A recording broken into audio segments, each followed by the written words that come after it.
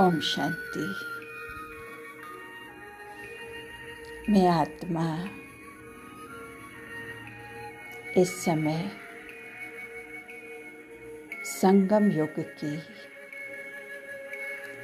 निवासी हूँ। स्वयं परमपिता परमात्मा के साथ अपना हीरो पार्ट बजा रही हूँ। बुद्धि में सदा रहता है मैं अकेली आई थी और बाबा के साथ वापस जाना है। पुराने संबंधों को अब देखते हुए भी नहीं देखना है। अब बाबा से मेरा सर्व संबंध है। बाबा प्रवृत्ति मार्ग में ही आते हैं, निवृत्ति मार्ग में नहीं। इसलिए हमें गृहस्थ में रहते ही कमल पुष्प समान पवित्र जीवन निर्वाह करना है। कहते हैं 12 अर्थात 1 और 2 मिलकर 12 होते हैं। तो निराकार शिव बाबा और साकार अलौकिक बाबा दोनों मिलकर ही मेरा श्रृंगार कर रहे हैं। जन्म जन्मांतर के नास्तिक को आस्तिक बना रहे हैं। पत्थर बुद्धि को पारस बुद्धि बना रहे हैं। ये सृष्टि का नाटक कैसा बना हुआ है। एक के फीचर्स ना मिले दूसरे से इतने करोड़ों आत्माएं हैं, परंतु सबके फीचर्स अलग अलग है। इसी को कुदरत कहते हैं। कितना शोभनिक है। माया के 7 वंडर को तराजू के एक तरफ रखे और बाबा का स्वर्ग उस वंडर को एक तरफ रखे तो वो भारी हो जाता है। एक तरफ अगर ज्ञान को रखे,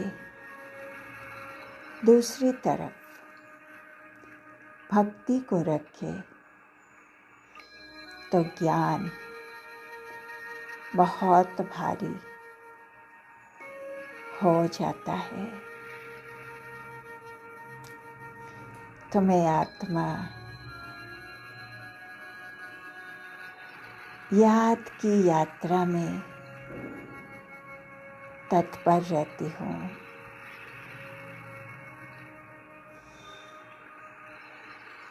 याद करने से मैं आत्मा रजो तमो की खाद को निकाल रही हूँ। मेरे पाप कट रहे हैं। मैं आत्मा कंचन बन रही हूँ। सच्चा सोना बन रही हूँ।